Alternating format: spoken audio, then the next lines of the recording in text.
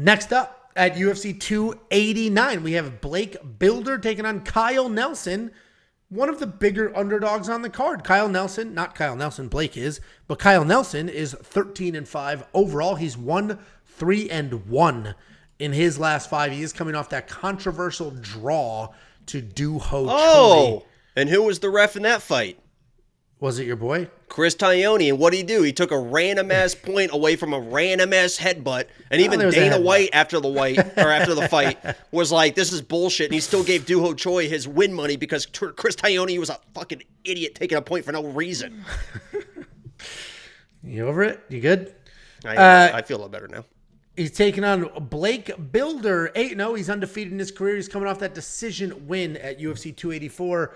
Blake is an aggressive grappler. He's going to shoot as soon as he gets an opportunity to do so. He's going to control from there. He explodes on the ground, but he doesn't take unnecessary risks, right? If he sees an opening, he'll take it, but he's not going to chase something that isn't there and then give up position and be in some like sloppy mess of a scramble. He can strike as well, right? He's got a nice loose style, but he can be a little hittable. He's coming off that win over Shane Young where his striking actually was pretty slow, but he was really technically sound.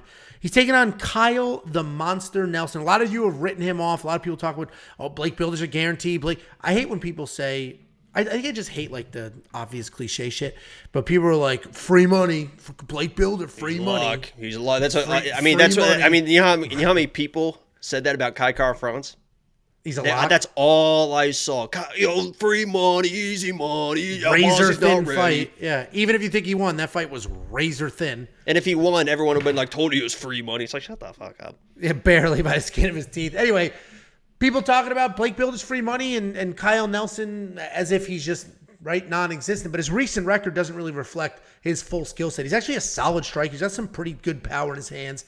He's been around since 2018. He does only have one win in the UFC, though. He's got solid takedown defense, does a really good job using his opponent's shots to create scrambles. So if Blake takes sort of a sloppy shot, Kyle's going to create a scramble and could potentially end up on top and then start pounding away. And as Jacob said, a point was taken away in his last fight against Do Ho Choi, which ended up in a draw. He was going to lose that fight, right? Kyle was supposed to lose that fight. According to the odds, he was losing that fight. In reality, the headbutt is what tied it up, but he did have 5 takedowns in that fight and more than 1 full round of control time. Should be a straightforward spot, though, right? We're going to see a more technical striker out of Blake. We're going to see the much better grappler out of Blake. He's not going to have the power advantage. Kyle's going to have that, but unless Blake is stuck in a slugfest, he should be able to get this done. So I do think Blake's going to win. Is he free money? Anytime you're fighting somebody with this kind of power and those scramble skills, nothing's free. But I do think Blake Bilder's going to get it done. What do you think?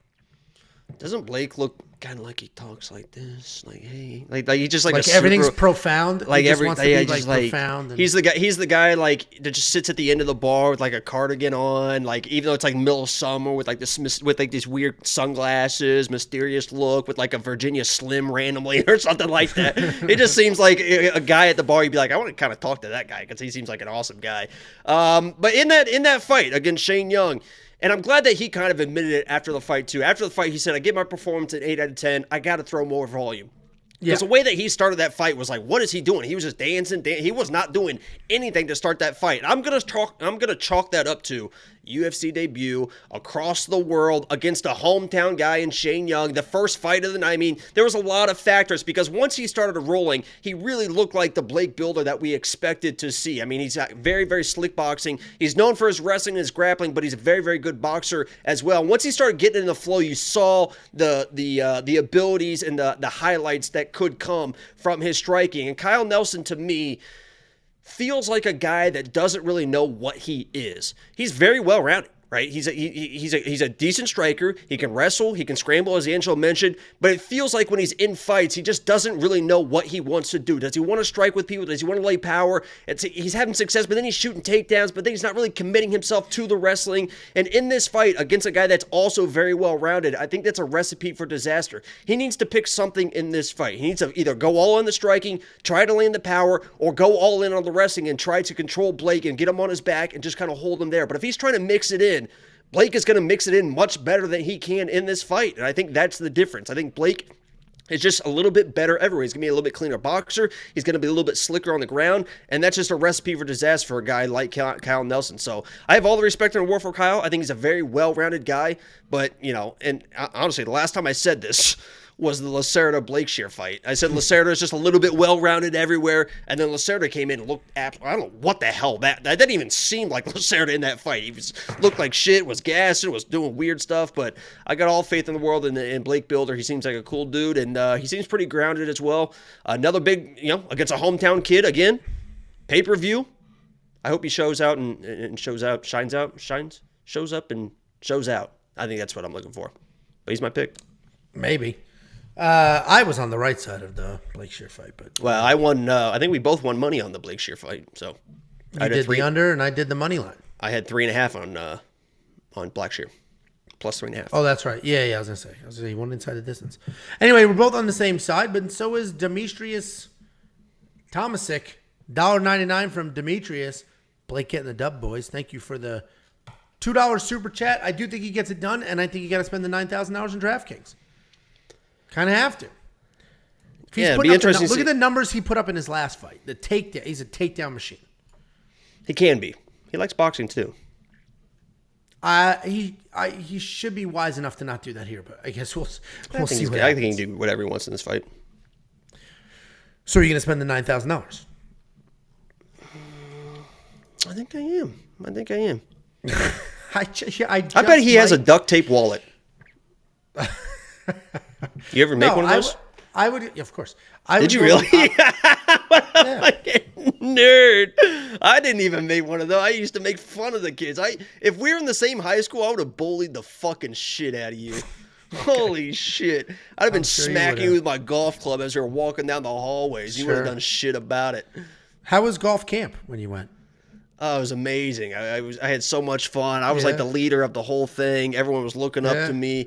I won multiple tournaments. It was top bunk or bottom bunk? Top bunk, obviously. Okay. I mean, top bunk's where it's at. Good. Had my own room. Happy for you. Yeah, had my own room. I thought I heard otherwise, but I guess not. Sometimes maybe you are. Some people. Maybe you are the alpha. My bad. Anyway, you want to unlock all the bets, the picks, and everything else. Jacob's life story. Actually, I don't want to say that because some idiot's going to sign up thinking that that's actually out there. Well, Alan just donated a premium. I'm getting there. I'm plugging premium for $10 a month. What is this, number 3? Whatever the over is, I'm hitting it. WeWantPicks.com. Become a member. It's only $10 a month. You're going to meet people like Alan. Alan supports us. Alan just sent 1 month of premium membership. He says you guys are the best MMA duo in the biz. He's a premium member. And catch most breakdown shows. It's the best $10 that Alan will ever spend for the content, regardless of their Aldana pick. Not there. Jacobs. Thank you very much for the super chat.